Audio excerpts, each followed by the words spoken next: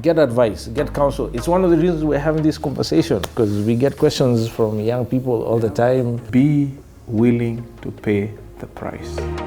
It's time for Ask Pius and Solo. Please speak about work-life balance.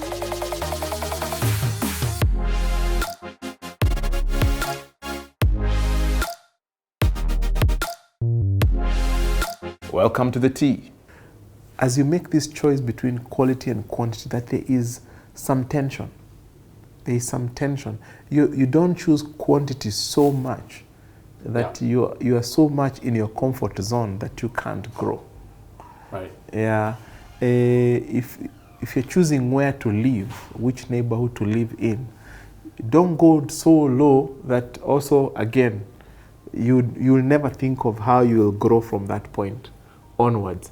Go into a neighborhood that will, your neighbors, when you're having that association of neighbors, you're meeting, and guys challenge you to become a better person. Guy, you're average. Your average average goes high. Yeah. So I think it's a constant game of fine-tuning your balance between quality and quantity. Yes. And make sure there is that tension so that there is always that growth factor. But if you ever have to choose between the two, for me it will always be quality. Quality, super. Yeah. I think at this point this is a great place to give parting shots to the 20-something-year-old out there, because you mentioned something really critical. The tension. Yes. That's a process I actually embrace and welcome and constantly prodding myself. But I know a lot of people who struggle with that. There's a lot of fear associated with that process. The fear of the unknown. How is it going to pan out? Will I be able to sustain? What if I lose my job? What if that deal doesn't close? What if? And those are all fair questions. So how does one responsibly maintain that tense dynamic to force growth while being responsible? And my answer to the 20-something-year-old out there is counsel, advice, mentorship. Find people who've walked that journey ahead of you, even people who've messed up, because I had some... They're the best guests. They're the best guests, exactly. They know exactly what doesn't work. They'll tell you, man, please don't ever do this, because me, I did it, and this is a hole it put me in. Get advice. Reach out for counsel. I find that today's youthful generation are not very good about asking for advice, because they have Uncle Google and the internet, and they feel like they can learn everything they need to without having to go to someone else. But that perspective is going to be super critical in your successful management of your resources if you're trying to do better in life. Find out what didn't work, ask them what worked, and like I said in the previous episode, make sure you like them and trust them, because very often they will tell you to do something that you will not want to do. And you need to trust them enough to put your preference aside for the sake of growing. And that's another challenge for a lot of people. So get advice, get counsel. It's one of the reasons we're having this conversation, because we get questions from young people all the time. Personally, I don't consider myself to be worthy of being a mentor to anyone, because there's many other things I'm figuring out at my stage of life as well. But I do appreciate the fact that it's been 24 years since I was 20 years old. I have learned a thing or two in that process, and I'm happy to share my perspective, my mistakes, my successes, and my views for the sake of helping them, shorten their curve. And to echo one of my other mentors' words, he said, whoever said there's no shortcut to success in life lied. And he says there is a shortcut to success, and that shortcut is mentorship. because the only other way to achieve that success is to go through experience, make your mistakes, fall down, scrape your knee, pick yourself back again, failing forward. There's a cost to that. It's time. The way to shorten that journey is to learn from someone who's already gone through that curve, and they can give you the cheat codes, if you will. But which is why it's important that you trust them enough to do what they advise you to do, especially when you want to do the opposite. And so that would be my parting shot for the guys in their 20s. Mentorship, find them, beg them for time. There's no room for dignity in this process. I can tell you, everyone who's a meaningful mentor for me, I put aside my pride. I make time. It costs me in time. It costs me in resources sometimes. There's a lady I respect so much, like 200 million %. I mean, this lady is a winner in life, in my view. She might disagree, but and then she's slightly older than I. She's in her 50s. You happen to know this lady as well. And you're smiling like you know who I'm talking about. I admire this lady so much so that the first chance I had to spend time with her, you know, on a one-on-one personal basis.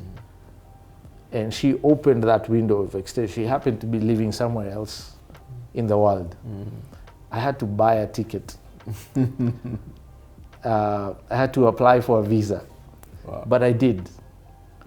And I flew and I blew a whole week and a half out there, understanding her better, learning. And she probably has no clue this is the reason why I went. Yeah, and so if you're gonna seek out true and meaningful mentorship, be prepared to pay the price in time, sometimes in financial resource, sometimes in your pride, mostly in your pride. But it's a shortcut to success, and I hope you'll take that for what it's worth and do something special with your life. Anything you want to say? Wow, that's it's hard to add to what Solo has just said. For me, I'm asking myself, if I was to rewind time and I'm in my 20s, what would be the thing that I'm most hungry about? And it comes down to one word: growth. Growth. How do I grow? And how do I grow as fast as possible?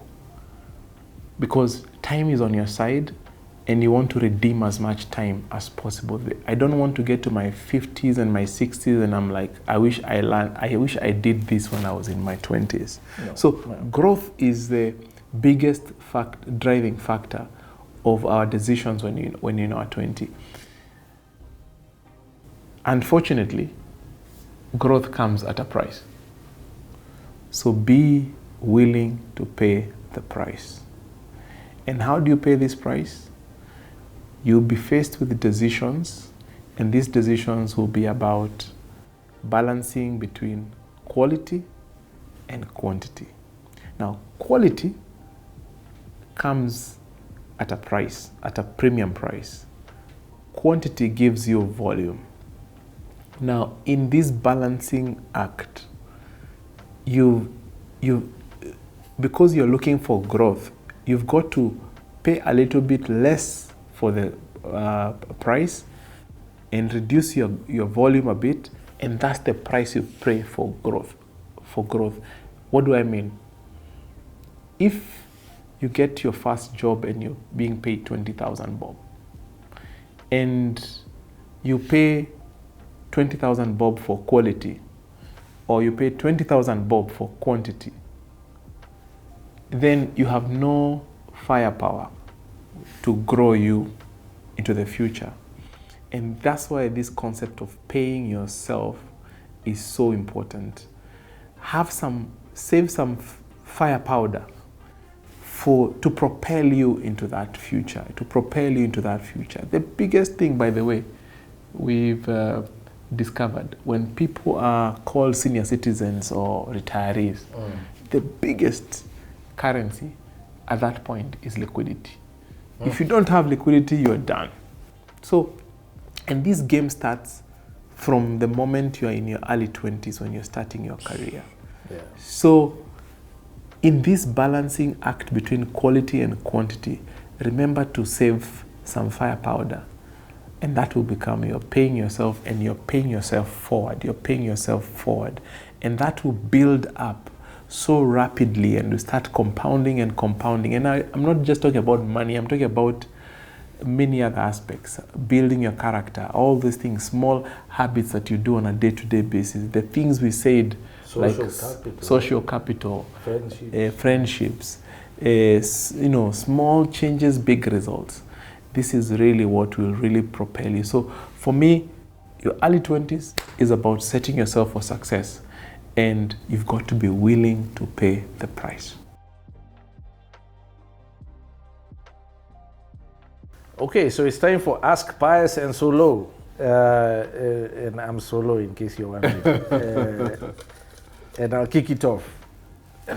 You can hold that because you're asking the next one. And this question goes out to you, Pius. This is from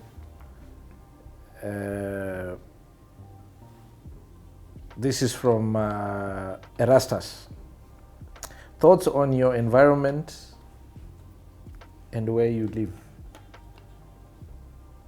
Thoughts on my environment and where I live. Yeah, keep it short and sweet. Nice. Environment is really, we are products. I was avoiding to use the word byproducts. We are products of our environment.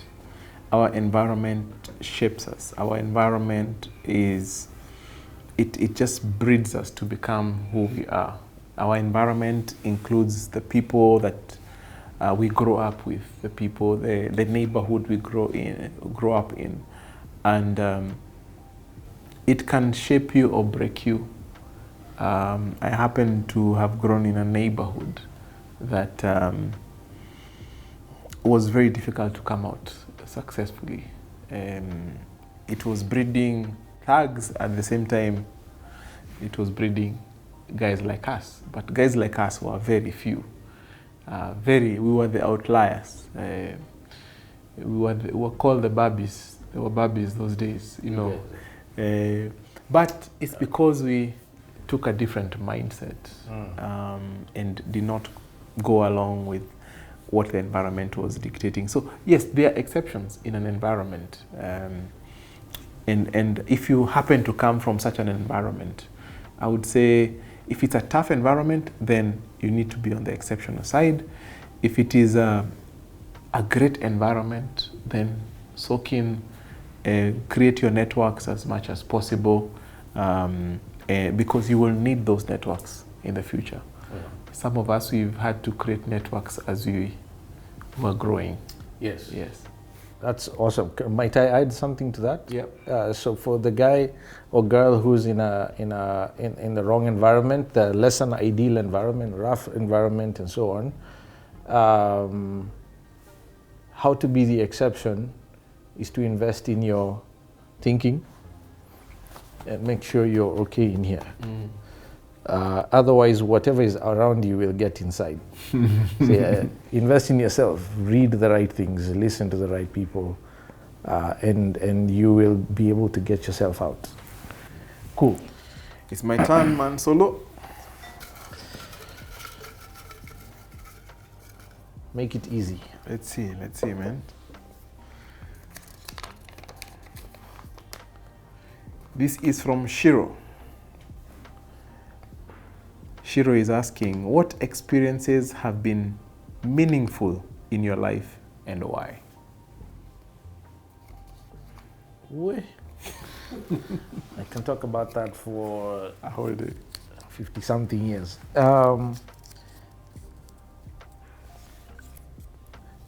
For me personally, and there's many, so I'll just speak on one general category. For me, it's been travel outside of my normal environment. You know, I guess this touches a bit on the last question. So, because of the school I went to, I interacted with students from all over the world. 60% of the student population were international. And I just happened to be roommates for about 3 years with a particular guy from the Bahamas, Brad Bethel was his name. Nicest human being you'll ever meet. Roho Safi, genuine Roho Safi guys. And he had this girlfriend from the Bahamas who would visit him very regularly. And we didn't think anything of it. It's a guy and a girl, they like each other, whatever. And then one day she came with her mom. We got to meet the mom. And she invited his roommates to dinner. She said, why don't you bring them to dinner with you tomorrow?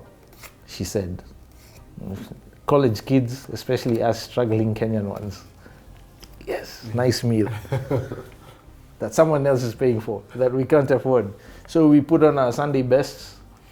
And where does Brad take us for this dinner? It was a 75-foot luxury yacht. Wow. Docked by the Hilton on the river in Savannah, Georgia. Ooh. And let me tell you, that experience changed me forever, because I found myself all of a sudden enjoying things and experiencing things I'd only seen in high-end magazines and on TV. And these were normal human beings. They were the nicest, most down-to-earth people you would have never known. I mean, Brad's girlfriend was at our house every weekend, and we had no clue this is how she lived. Wow. And what that told me was, it's possible for me. Yeah. And that it exists. If I hadn't traveled and lived elsewhere, that might never have happened. Same experience when I flew to SA for my first time. Made an impact on me. Every time I travel today, it's one of the things I love about travel. Expands my horizon. It lets me see something I haven't considered yet. And the fact that other human beings have done it and are enjoying it tells me we can as well. And so that would be my answer to that question. Wow. Yeah. I wouldn't even try to add that to that. I know you agree. I agree. Yeah. So Rich experience. This is your second question. What are your thoughts? And this is from Grace. What are your thoughts on second-hand clothes? Wow.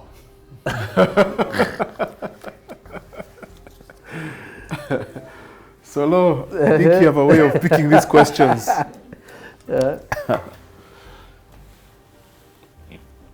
I think for me, it's all about, we've got to think of an ecosystem and not myself as an individual. We all don't have the same capabilities or financial empowerment. And therefore, this market is relevant for someone. It served me very well in my early years because I needed it. If it was not for the second-hand market, and I probably would not have known and be aware of fashions and trends. And it taught me a lot. It taught me a lot.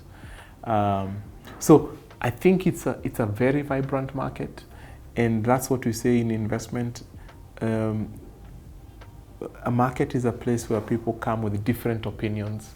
There are people who are selling, and there are people who are buying. The ones who are selling things think the ones who are buying are idiots, and the ones who are selling think the ones who are selling are idiots. So it brings this clashing opinions, and people are able to trade. And as long as that market, you see it thriving, then it tells us that it is needed. So I have nothing against second-hand clothes. For me, I think it is a starting point that will help you to grow into new well-labeled clothes from the top-notch outlets. I mean, I found myself, I like buying my shirts in London. There are Excuse me? two Uh-huh. there are two shops that I really love in whenever I'm in London. I know I'm going to buy shirts, and it's because they have really good quality. But I pay several times what I would have paid for second-hand clothes. But there's a time in my life when I used to, the best place to buy those nice clothes was in a second-hand market. So I have nothing against them. But I think the key thing is you need to be growing. I also have a problem with if you are buying brand new clothes and you don't pay yourself anything, then you're a disaster waiting to happen.